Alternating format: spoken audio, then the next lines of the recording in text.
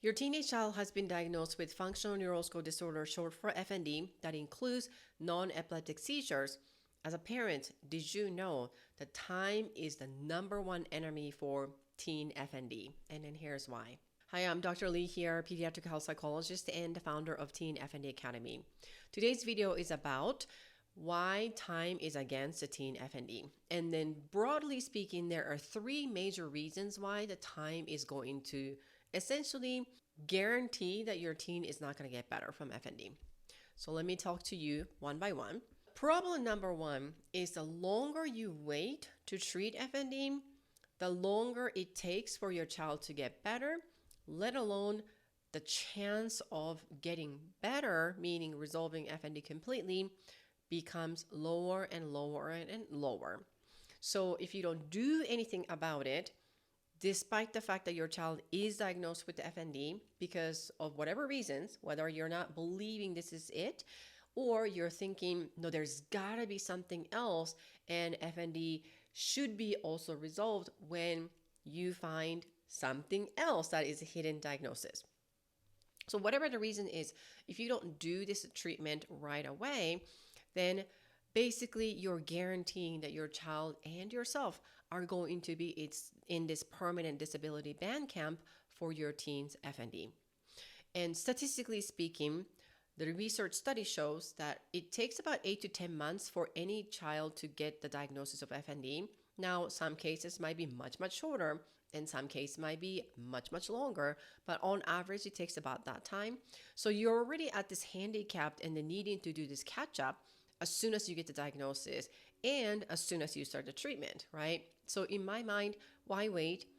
And the solution for that is obviously the faster you start treating the teen FND, the better chance you and your child have towards a resolution of FND. So there's that. Problem number two is that if you're stuck on this certain timeline, for example, I hear from many families, not at their fault, but they are expecting their child to get better in 2 weeks, 3 months, 6 months, a year. Usually coming from these doctors telling the families, yeah, usually it takes like 3 to 4 months to get better.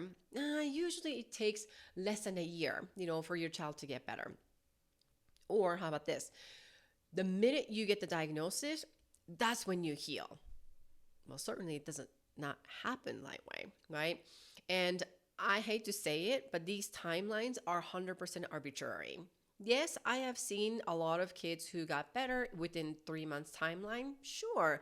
And in fact, I used to say that, oh, it takes about 10 to 15 weeks, for, people to get better on average. It was not the absolute.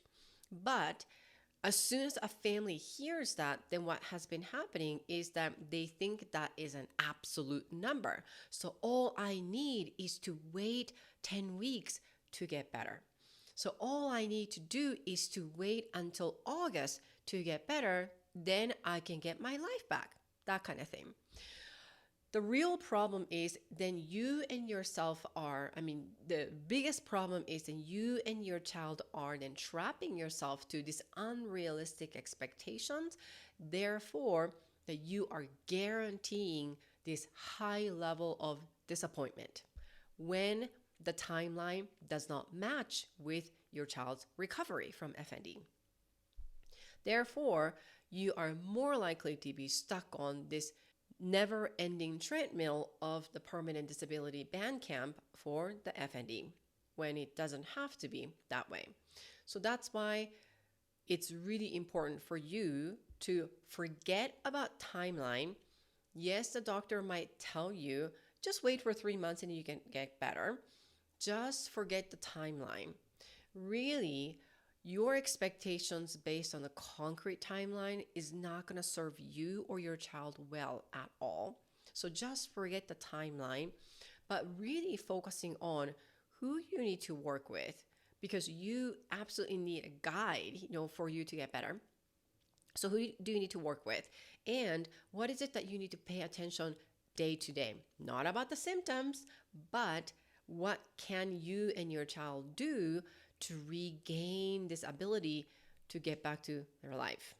what that means is you kind of have to start slow and gradual baby steps. So it's been a while since you went to school, for example. If that's the case for your child, then you would need to start thinking about how can you get back to the school, even for one period, or even go to the parking lot, or even go to the nursing's office.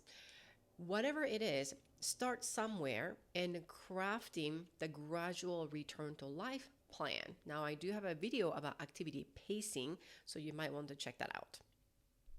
The problem number 3 related to time is that if you continue to think about and then very glued to this onset of symptoms when your child started having these symptoms, and then thinking, gosh, it's been an year anniversary since this FND journey started, kind of thing. So you're almost journaling and then tracking the days and weeks and months and year, anything related to FND. So in clinical terms, it's called FND speaks. And I made that up, but that's okay. So anything and everything related to FND is called FND speaks. So this timeline that you're stuck to it, gosh, it's been 2 months and it's been 2 weeks and it's been 3 months and it's been a year. That is definitely a part of your FND speak to guaranteeing yourself and your child to be in this permanent disability band camp for FND. And this anniversary is usually, as I mentioned, attached to the parents because they track, the FND episode and all these things a lot more often than the child would be doing. So what do you need to do? Same thing with the problem number 2. Forget about the time. Forget about the timeline and forget the meticulous checklist and then scrapbook on FND, so to speak. All right. And so that includes onset, symptoms, types, and duration of each episode and exactly what was happening. So if I were to ask you, let's just say I'm providing a treatment or resolution for your child's FND, then if I ask you, so how's your child's FND going? I am expecting you to answer me, I have no idea because I have not asked or tracked in a long time. That's exactly what I'm looking for. Not this kind of answer like, well, my child is still having episode 3 times a day and now it's both eyes rolling back and forth and then thrusting their back, and then I'm concerned about my child's head being hit and then get injured, and then now my child's hands are stiff and then having a hard time walking and then feeling like there's a weakness and all of that stuff. If you are tracking that either mentally or literally physically with sort of like a clip note or clipboard, forget that. Yes, the neurologist is likely to ask you the question. I would rather that be the task for your child instead of you taking over the responsibility. Now, I talked a lot about empowerment and promoting empowerment and independence for your child, which is exactly one of the 2 major ingredients for your child to get better. The second one is self-awareness, but this is exactly what it is, part of it. So forget the timeline, forget the scrapbook, and forget the meticulous checklist, because as long as you're attached to any of these timelines, the longer you wait and you're stuck on a certain timeline to get better, and you're kind of counting and then semi-celebrating or sulking the anniversary of your child's FND onset. If you get rid of all 3 of these things, then chances are your child is definitely going in that right direction towards a resolution of FND. So aside from that, what can you do as a parent?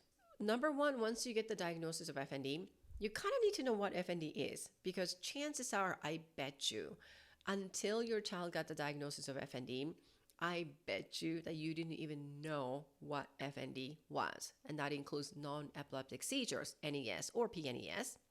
And so instead of refusing to accept the diagnosis, once you get the diagnosis, come check out all of the other videos that I have on my channel and educate yourself about FND. The more you know, it becomes the more power to you. And number 2, I already alluded that, but get rid of timeline, and any identity things related to FND. So keep track of this onset, like a detailed, note, scrapbook, that kind of thing. Anything related to FND, just stop doing that. Okay. That absolutely includes the timeline. So get rid of the timeline. Forget that unrealistic expectations. I hate to burst the bubbles, but that is true. Nobody can give you the timeline to get better because there are so many things that go into it towards the recovery of FND. And then number 3, it goes without saying, you got to find an FND specialist. You cannot work with non-FND specialists. And I say this a lot using this analogy that if your child has a cavity, who do you need to go see? A dentist or maybe orthodontist. But it's not a brain surgeon or pediatrician keep going back to the same place over and over again and then saying, you need to help my child. Well, you got to go see a dentist if your child has a cavity, right? So same thing. If your child has an FND, find an FND specialist. And I know they're not available every single corner like a coffee shop. I know, I get it. However, there are good ones out there, some, but good ones. So I have a list down below. It doesn't have to be me, but there are some way, okay? So you don't have to give up just yet.